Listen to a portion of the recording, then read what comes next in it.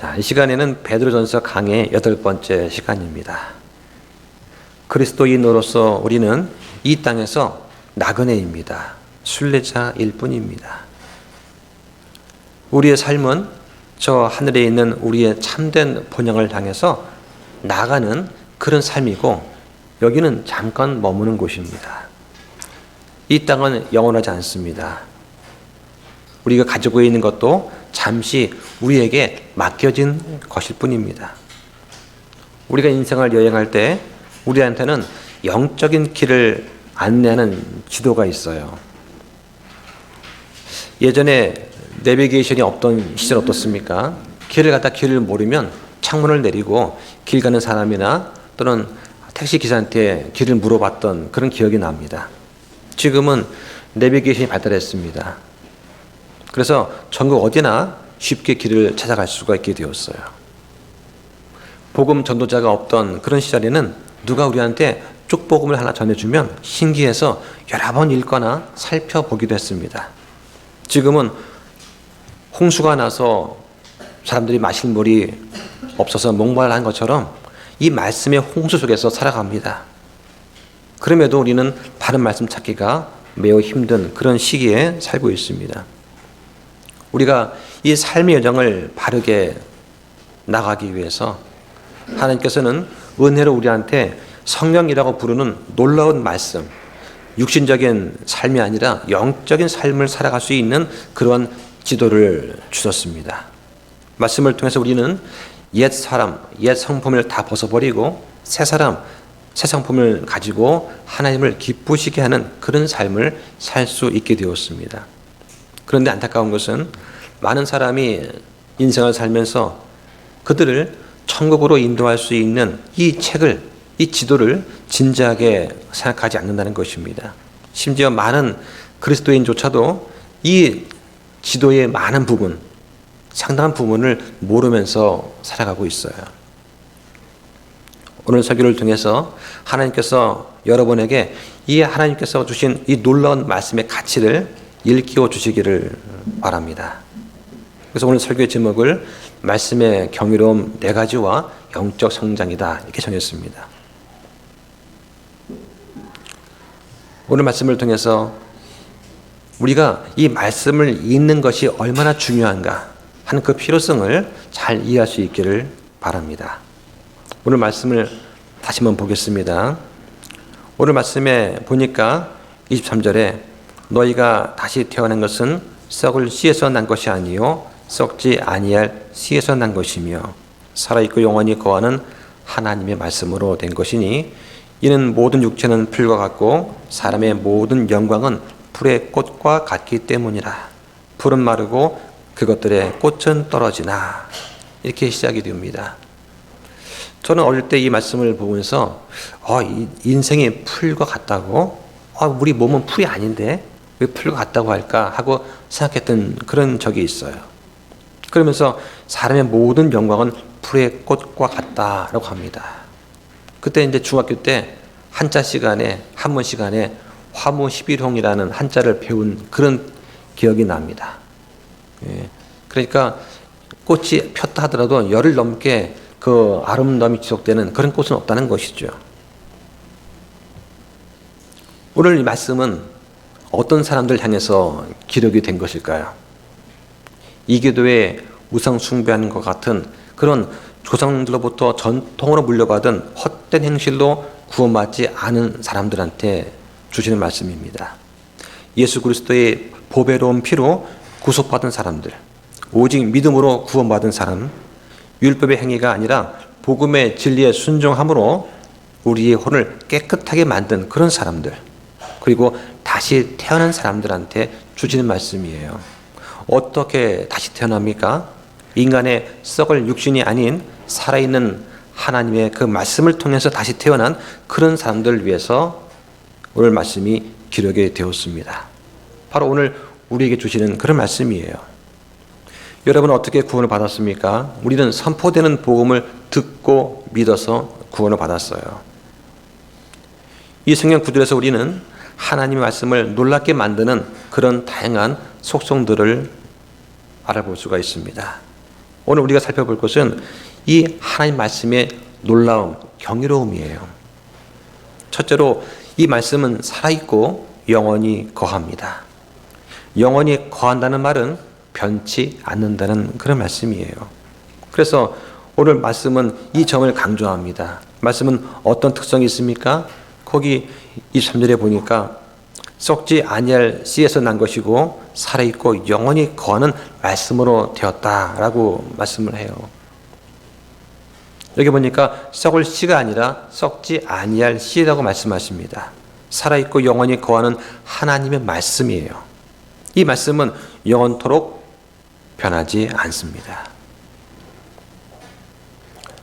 그리스도인은 두 번 태어납니다. 첫째 출생은 육체의 출생이에요. 이것은 썩을 씨에서 나는 것입니다. 그래서 언젠가는 썩게 되는 것입니다. 우리의 어린 자녀들도 언젠가는 다 죽게 됩니다. 노아 홍수 이후에 사람의 수명은 10분의 1로 줄었습니다. 시편 90편 10절에 우리 햇수의 날들이 70년이요 강건하면 80년이라고 합니다. 의학이 발달하고 환경이 좋아져서 100세 이상 사는 분도 계시지만 극소수예요. 심지어 이 지역 교회도 마찬가지입니다. 육신적인 노력으로 이루어낸 교회는 그렇게 오래 가지 못하게 됩니다. 또 우리에게는 두 번째 출생이 있어요. 영적으로 다시 태어나는 것입니다. 이것은 썩지 않는 씨로 태어나는 것을 말하는 것입니다. 여러분은 다시 태어났습니까? 그렇다면 어떻게 다시 태어났습니까? 말씀에 의해서 태어났다고 오늘 본문이 말씀을 합니다. 이 말씀은 우리 손에 있는 성경, 이 복음을 담고 있는 성경입니다. 예수님께서도 이 말씀은 영원하다고 말씀하셨어요. 한번 찾아보겠습니다. 마태복음 24장 35절을 보시죠. 하늘과 땅은 없어지겠으나 내 말들은 없어지지 아니하리라. 이것은 말씀을 보존해 주시겠다고 하는 하나님의 약속의 말씀이에요. 주님이 지키시는 이 말씀을 우리인 자녀인 우리가 지키는 것은 너무나 당연한 일입니다. 주님은 친히 지키시는 이 말씀을 우리 안에 두셨습니다. 그리고 이 말씀들을 우리 보고 지키도록 명령하셨어요. 우리가 어떻게 말씀을 지킵니까? 성경 구절을 암송하면서 지킬 수 있습니다. 이 말씀을 암송하는 것은 주님이 그 지키신 말씀을 우리 안에 두고 지키는 것입니다. 역사는 인간이 성경을 파괴하고 없애려고 하는 온갖 노력에도 성경이 계속해서 영원히 존속한다는 사실을 입증했습니다. 그 예가 뭐냐? 첫 번째는 디오클레티아누스라는 인물이 있어요. 로마 시대에 기독교인을 박해했던 그런 인물입니다. 역사적으로 기독교 박해를 가장 심하게 했던 인물이에요. 주후 303년에 이 디오클레티아누스가 성경을 파괴하라는 칙령을 내립니다. 그리고 이 박해가 시작된 이후 사흘 만에 17,000명이 순교했다는 그런 기록이 있습니다. 그런데 그 이유가 뭐냐? 어느 날 이 황제가 아폴로의 신전에 신탁을 했는데 그 신탁하는 그 사제들이 이렇게 말을 합니다. 로마에 기독교인들이 너무나 많아서 신탁이 제대로 안 됩니다. 그리스도인이 너무 많기 때문에 이 사제들이 신탁이 안 된다는 거예요. 이 말을 듣고서 이 황제가 박해를 하려고 마음을 먹었다고 그런 기록이 있어요. 그런데 25년 후에 어떤 일이 있었냐? 콘스탄티누스 1세가 전쟁을 하게 됩니다. 그 당시에 5만 명의 군사로 12만 명을 무찌르는 대승을 거두게 돼요. 그런데 기록에 따르면 그때 이 황제가 꿈을 꾸었다고 합니다. 꿈속에서 보니까 천사가 나타나가지고 네 방패에다가 그리스어로 XP라는 거, 그러니까 크리스토스라는 단어를 새겨서 붙인 다음에 방패에 그리고 나가 싸워라 했다는 거죠. 했더니만 전투에 나가서 5만 명으로 12만 명을 무찔렀다는 그런 거예요. 그 후에 이 황제가 밀라노 칙령을 발표를 합니다. 기독교를 공인을 해요. 그리고는 성경 50부를 만드는데 국비로 만들어 배포하라. 그 명령을 했어요. 그 당 성경 한 권의 책값은 보통 사람들이 1년치 연봉에 맞먹는 그런 거였거든요. 이렇게 성경이 완전히 파괴되지 않고 존속을 하게 되었습니다. 또 프랑스의 그 무신론자 볼테르라는 사람이 있었어요. 어떤 말을 했냐면 내가 살아있는 동안 이 100년 동안 기독교는 이 땅에서 영원히 사실 것이다. 이렇게 주장을 하고 말을 했습니다. 그런데 이 볼테르가 죽은 지 50년 후에 어떻게 되었나? 그가 개인으로 소장했던 집에 있던 그 인쇄기, 그 이 집이 그 제네바 성서 공회에서 성경을 생산하는 그런 장소와 설비로 이용이 되었습니다. 볼테르는 공개적으로 하나님을 대적했지만 하나님은 공개적으로 그의 교만을 물리치시고 오히려 성경을 보존하게 하셨어요. 그렇다면 베드로가 한 말씀은 어떨까요? 거기 보겠습니다. 1장 24절에 모든 육체는 풀과 같고 사람의 모든 영광은 풀의 꽃과 같기 때문이라. 풀은 마르고 그것들의 꽃은 떨어지나 주의 말씀은 영원토록 지속되나니 복음에 의해 너희에게 선포된 말씀이 곧 이 말씀이니라. 그 말씀합니다. 이 말씀은 이사야서에서 인용한 거예요. 한번 찾아볼까요? 이사야서 40장 6절부터 8절까지 보시죠. 그 소리가 이르되 외치라 하니 그가 이르기를 내가 무엇이라 외치리까 하매 모든 육체는 풀이요 육체의 모든 아름다움은 들의 꽃과 같으니라. 풀은 마르고 꽃은 시드나니 이는 주의 영이 그것 위에 불기 때문이라. 참으로 백성은 풀이니 풀은 마르고 꽃은 시드나 우리 하나님의 말씀은 영원토록 서리라 하라고 하세요. 우리는 모두 풀과 같은 존재들입니다.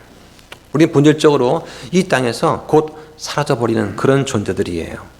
하지만 하나님은 영원하시고 말씀은 결코 사라지지 않습니다. 우리가 시련과 어려움과 고난 가운데 있을 때 우리 자신을 신뢰하지 말고 하나님과 그분의 말씀을 신뢰해야 되는 이유가 여기 있어요.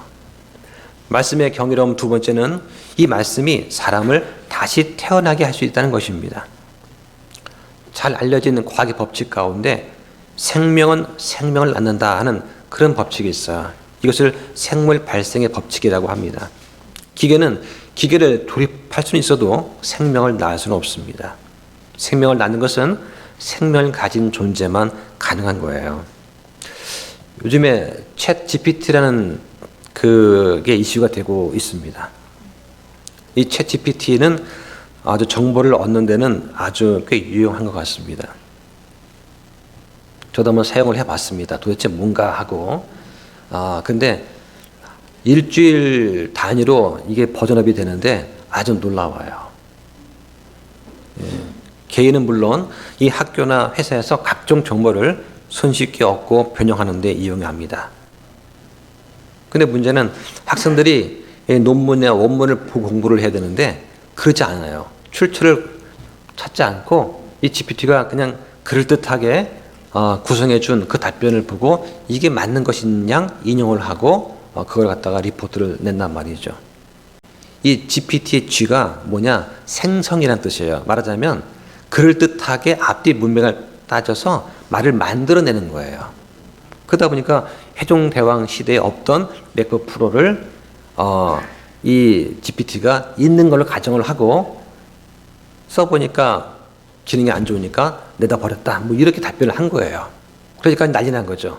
그래가지고 그거를 갖다가 일주일 사이에 버전업을 했어요. 그래서 그게 이제 GPT 4.0이 나왔어요. 예, 거기에는 뭐라고 나오냐? 그 질문을 하면 그 당시에는 존재하지 않던 기계입니다라고 수정이 된 거예요. 이 문제가 뭐냐면 이 GPT는 인터넷에 돌아다니는 20년 정도의 정보를 가지고 이제 연산을 하는데 문제는 인터넷에 있는 정보의 20%가 거짓 정보입니다. 가짜 뉴스예요. 거짓 정보, 가짜 뉴스를 가지고 이 컴퓨터가 AI가 인식을 해가지고 그거를 답변을 구성하는 거예요. 그러니까 그 자료 출처가 원본이 엉터리인데 결과가 좋을 수가 있겠습니까?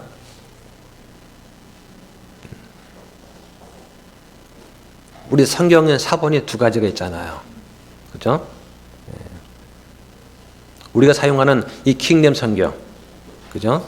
정통 사본이 하나 있고, 알렉산드리아에서 오리겐이 변개시킨 가짜 사본이 있어요.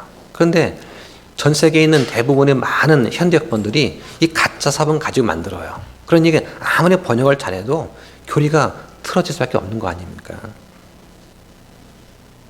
그런데 문제는 이 AI가 만드는 거짓말을 사람이 분별하는 것이 매우 어렵다고 하는 거예요. 그 정보를 가지고 사람을 살리고 새로운 데 사용하지 않을 것은 너무나도 분명한 일입니다. 사람의 본성이 어디 가겠습니까? 그 기계를 만든 사람이 불완전하고 죄의 속박에 얽매인 그런 사람이기 때문에 그렇습니다. 이게 인간의 한계예요. 특히 어린 아이들한테 이 휴대폰은 안 좋은 영향을 미칩니다. 그 아이들이 휴대폰으로 뭘 하겠습니까? 아이들은 가상의 세계에 빠져 살아갑니다. 힘써서 뭔가를 노력하기보다는 쉽게 쾌락을 얻을 방법을 찾게 돼요. 아이들은 어릴 때부터 많은 책을 읽어야 됩니다. 그래야 문해력이 생겨요. 글을 읽고 이해하는 능력, 이 문해력은 평생을 좌우할 수 있는 중요한 것입니다. 그런데 읽어도 뭔 뜻인지 모르는 아이들이 많아지고 있다고 합니다. 그래서 EBS를 조사해 보니까 중3 학생들 중에서 27%가 문해력 미달이다. 그래서 나이는 중3인데 실력은 초등학생 수준이라는 거예요. 그 이유가 뭐냐? 책은 뒷전이고 손에는 항상 스마트폰을 달고 산다는 거예요. 스마트폰은 말 그대로 지혜롭게 사용해야 됩니다. 그런데 이 스마트폰을 끼고 살면 아이들이 책을 읽고 정신적으로 성장할 수 있는 그 기회를 다 잃어버려요.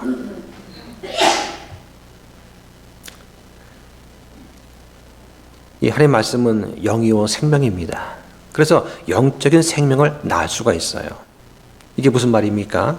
말씀은 살아있고 영원히 있는 썩지 않는 씨라는 것입니다. 오늘 말씀 보니까 너희가 다시 태어난 것은 썩을 씨에서 난 것이 아니요 썩지 아니할 씨에서 난 것이며 살아있고 영원히 거하는 하나님의 말씀으로 된 것이라고 말씀을 하세요. 우리의 혼을 구원할 수 있는 말씀을 우리가 온유함으로 받으면 이 진리의 말씀을 통해서 우리는 다시 태어나게 됩니다. 오늘 본문은 이 진리의 말씀을 뭐라고 합니까? 썩지 아니할 씨라고 말하는 거예요. 이 씨는 살아있고 영원히 거하는 하나님의 말씀입니다. 성경은 하나님의 영감으로 된 거예요. 하나님의 불어넣으신 숨이 들어있습니다. 그래서 타락한 사람을 다시 살리는 능력이 있어요. 이 책은 잉크와 종이로 되어 있지만 그러나 이 속에 있는 것은 하나님의 영이 들어있는 것입니다. 그리스도인들 안에 있는 그 영과 동일한 영이 들어있어요. 이 영이 성경 말씀을 읽는 사람들로 하여금 깨닫게 해주시는 것입니다. 성경을 읽기만 하면 모든 사람한테 주는 그런 메시지가 있어요. 불신자한테는 이 성경을 읽으면 자기의 죄가 무엇인지 죄를 확증해 줍니다. 그래서 항복하게 만드는 거예요. 내가 죄인이었습니다 라고요. 그런데 신자의 경우 어떻습니까? 신자의 경우는 역시 이 말씀이 죄를 확증시켜 주세요. 하지만 이 말씀을 통해서 우리는 자백하게 되고 회개하게 되고 더욱더 성장하게 만듭니다. 또 우리를 지혜롭게 만들어줘요. 마음을 기쁘게 하고 우리 눈을 밝게 해줍니다. 또 이 말씀은 진실하고 아주 의롭습니다.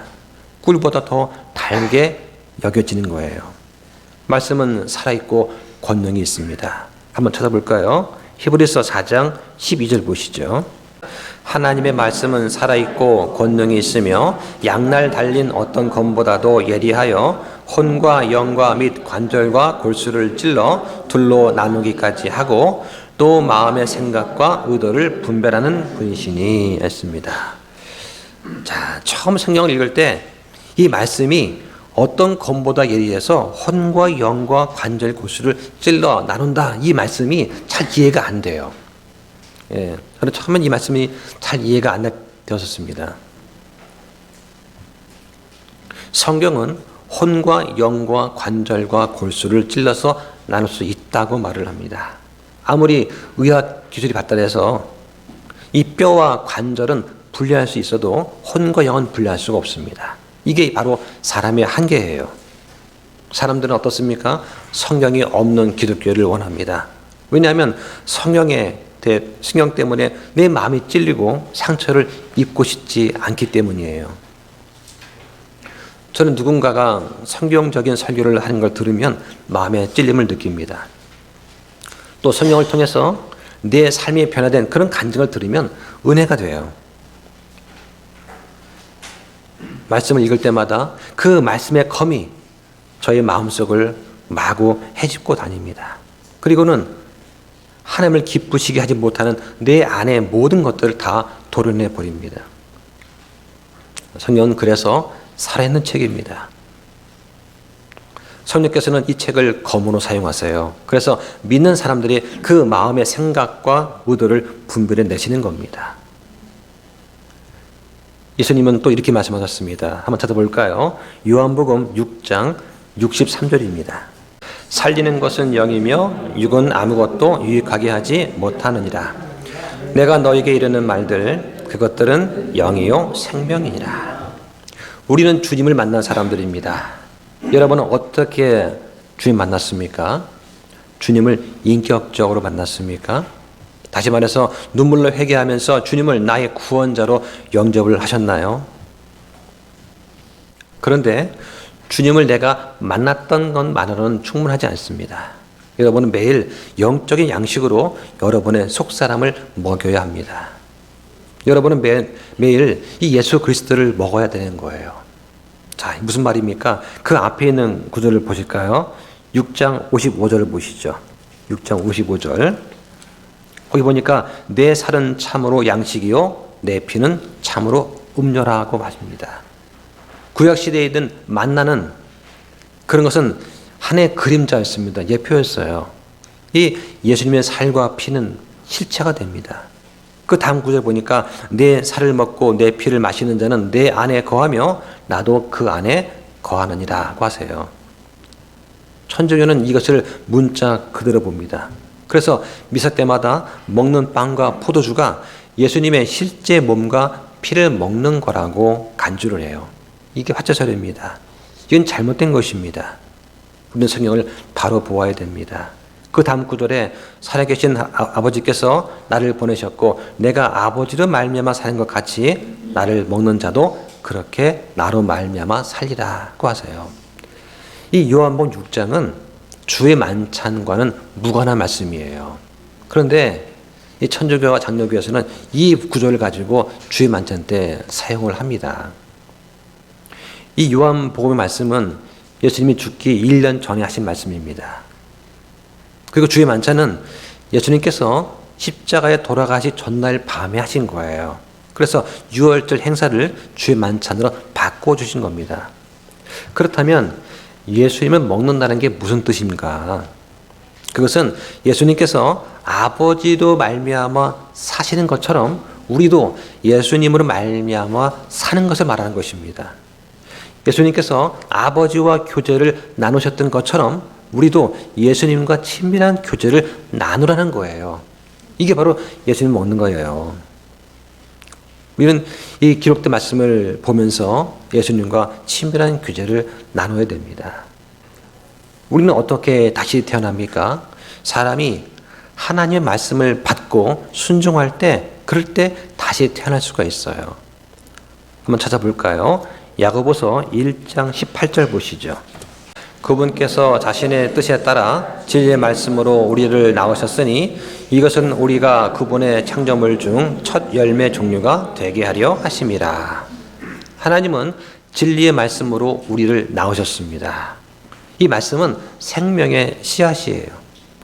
이 말씀과 성령이 하나가 되면서 우리 안에 생명을 낳았습니다. 이것이 바로 다시 태어남이에요.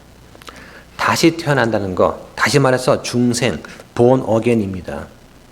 하나님은 자신의 뜻에 따라 이 진리의 말씀으로 우리를 낳으셨어요.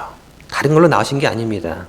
성령에서 낳다라고 할 때 그 말은 성령이 말씀으로 우리를 태어나게 하신다는 그런 뜻이에요. 우리는 느낌이나 체험이나 환상이나 표적으로 다시 태어나는 것이 아닙니다. 그리스도인은 하나님 말씀으로 성령에게서 태어난 그런 사람이에요. 말씀의 경이로움 세 번째는 이 말씀이 우리의 혼을 깨끗하게 할 수 있다는 것입니다. 오늘 본문에 보니까 22절만 보시죠. 22절, 1장 22절. 너희가 성령을 통해 진리에 순종함으로 너희 혼을 깨끗하게 하여 거짓 없이 형제들을 사랑할 수 있게 되었으니 순수한 마음으로 뜨겁게 서로 사랑하라. 그 밑에 보니까 너희가 다시 태어난 것은 어떻습니까? 하나님의 말씀으로 된 것이다. 이렇게 말씀을 하세요. 킹제임스 성경을 믿는 우리는 성경의 중요성을 강조합니다. 우리 구원이 이 말씀으로 된 것이기 때문에 성경을 변개하는 문제는 아주 심각한 거라고 우리는 생각을 합니다. 그런데 이렇게 말만 하는 것은 충분치 않습니다. 우리는 이 썩지 않고 영원히 거하는 이 말씀에 우리는 순종해야 됩니다. 성령님으로부터 진리의 말씀을 배웠다는 그 증거가 무엇입니까? 바로 우리 옆에 있는 형제들을 사랑하는 것입니다. 성령으로부터 우리가 진리의 말씀을 배웠다는 이 증거는 성경 지식이 많고 적은 것이 있는 것이 아니에요. 내가 얼마나 다른 형제를 사랑하는가에 달려 있습니다. 내가 지식을 많이 알고 있다 하더라도 내가 형제를 사랑하지 않으면 나는 하나님께로부터 배운 그런 사람이 아닐 것입니다. 우리가 진리에 순종할 때 우리 혼이 깨끗하게 된다고 말씀을 하세요. 한번 찾아볼까요? 요한복음 17장 17절 보시죠. 아버지의 진리로 그들을 거룩히 구별하옵소서. 아버지의 말씀은 진리니이다. 자, 예수 그리스도께서는 우리의 중보자이시고 중재자이십니다. 자, 우리가 말씀을 읽었어요. 읽는데 여기 진리가 나오고 또 거룩이 나옵니다. 또 구별이만 나와요. 이게 지금은 그런가 보다 하는데 자꾸 읽고 또 읽다 보면은 맛이 우러나요. 아, 이게 그 뜻이었구나 하고 깊이 있게 우리가 또 성찰하게 됩니다. 예수님은 지금도 우리를 중보하고 계십니다. 주님께서는 아버지 하나님께 우리를 깨끗하게 해달라고 간구하고 계세요. 그런데 문제가 무엇입니까? 아버지 하나님께서는 우리가 원하지 않는데도 우리를 깨끗하게 하지는 않으세요. 아들 하나님이신 예수 그리스도께서도 우리가 원하지 않는데 우리를 깨끗하게 하지 않으십니다. 성령님도 마찬가지예요. 내가 싫다는데 나를 억지로 강제로 깨끗하게 하는 분이 아니세요. 하나님께서는 말씀을 통해서 우리를 깨끗하게 하십니다. 그러므로 우리가 말씀을 읽지 않으면 우리는 결코 깨끗해질 수가 없는 것입니다.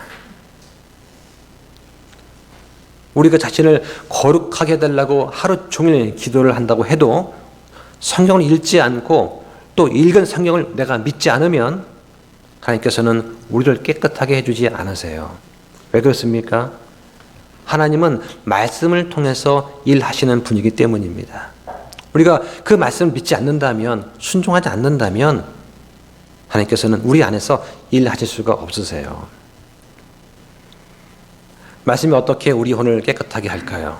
그것은 그 말씀의 진리 안에 복음이 들어있기 때문입니다.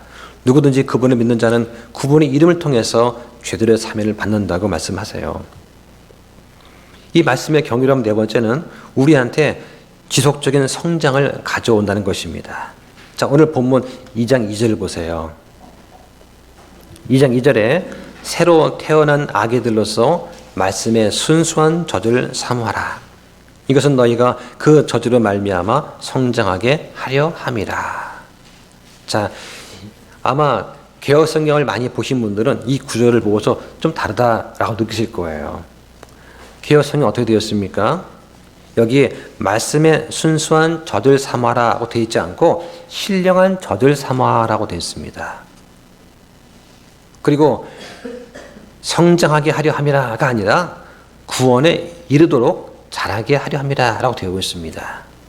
이건 큰 차이입니다. 구원은 어떻게 받습니까?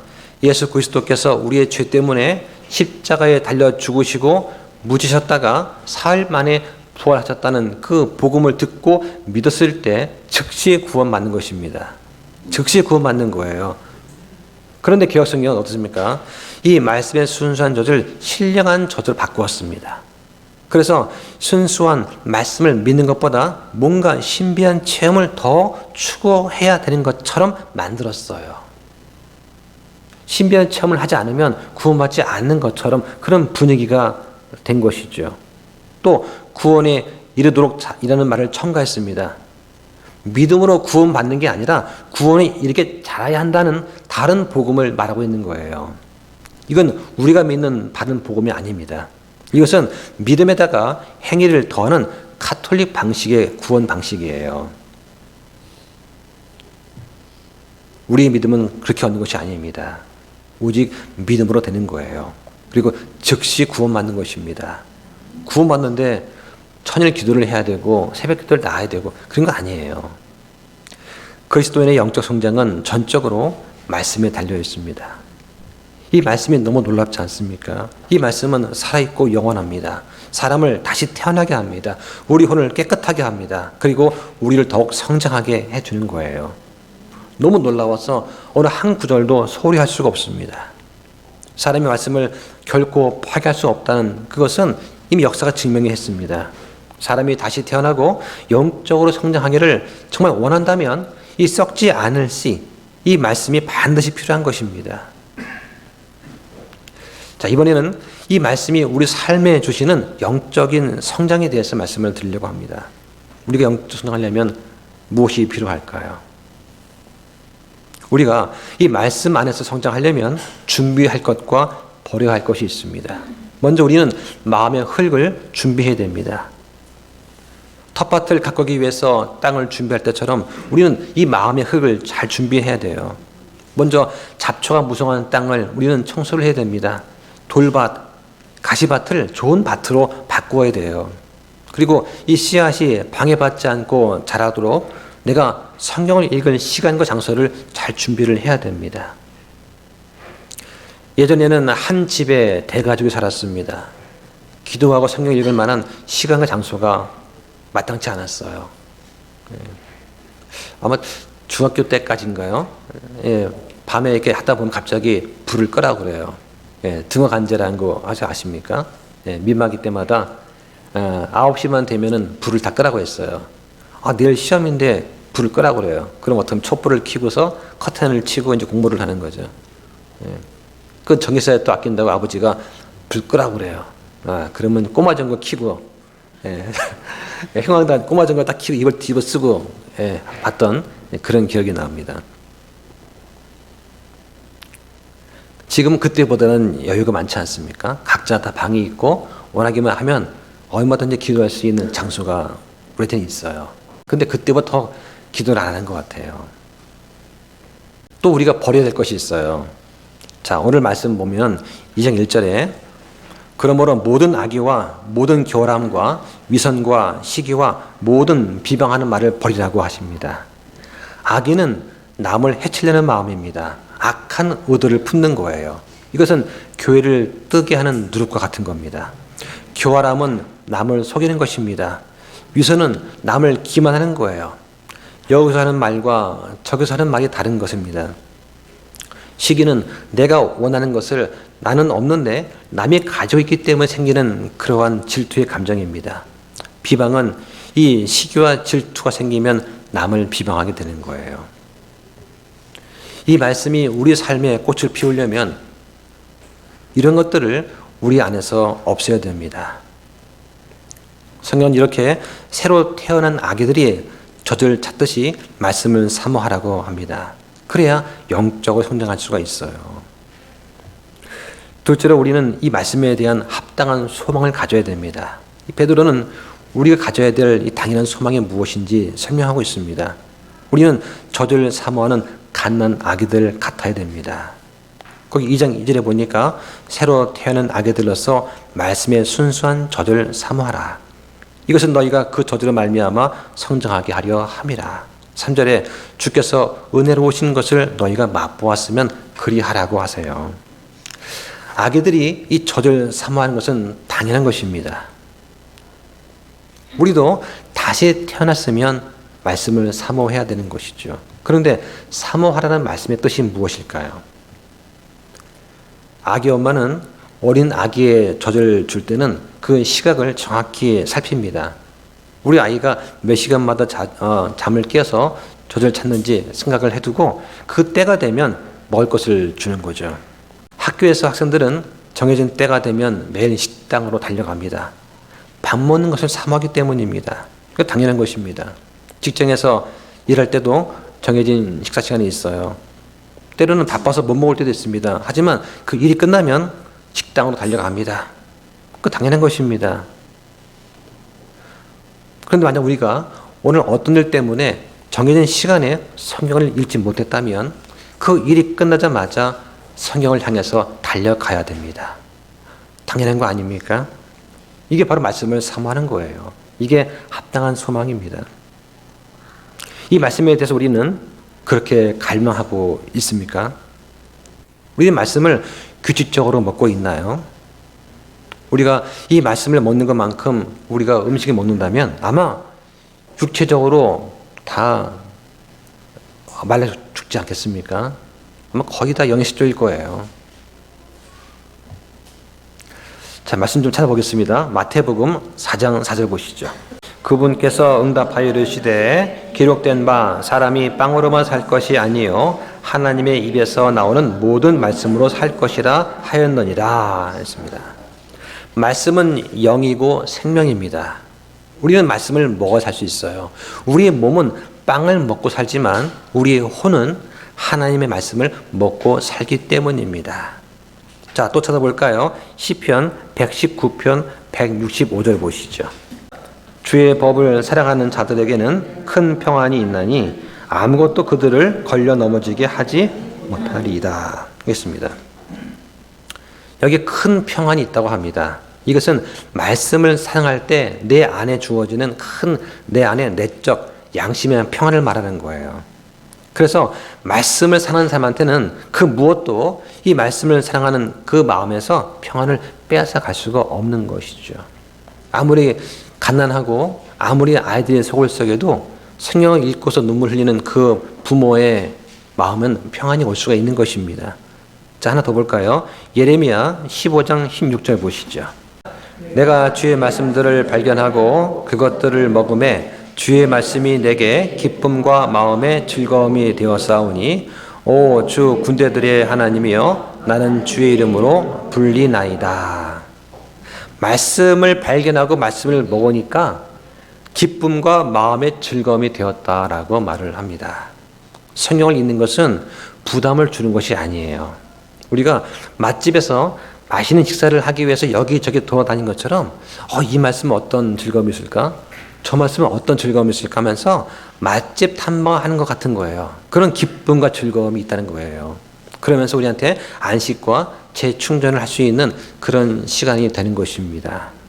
자, 오늘날 많은 사람들이 이 영적인 성장이 더딥니다. 그 더딘 이유가 뭘까요? 말씀은 믿음을 성장시키는 유일한 수단입니다. 그런데 사람들은 이 말씀에 대한 갈망이 없어요. 그래서 그 삶에서 우리가 죄를 이기지 못하는 그 이유가 되는 것입니다. 한번 찾아볼까요? 요한일서 2장 14절 보시죠. 아버지들아 내가 너희에게 쓴 것은 너희가 처음부터 계신 그분을 알았기 때문이라. 젊은이들아 내가 너희에게 쓴 것은 너희가 강하고 또 하나님의 말씀이 너희 속에 거하며 너희가 그 사악한 자를 이겼기 때문이라. 여기 아버지들아 하는 것은 노련한 영적 리더를 말하는 거예요. 그 교회 내에서 공동체 내에서 노련한 영적인 지도자를 말하는 것입니다. 그래서 내가 너희한테 쓴 것은 처음부터 계신 그분, 즉 말씀이 육신이 되신 예수 그리스도를 알았기 때문이다 라고 하는 거예요. 성령이 여러분의 마음속에 있고 말씀이 여러분의 생각을 다스리면 그 말씀은 여러분의 안에 영원히 머물게 됩니다.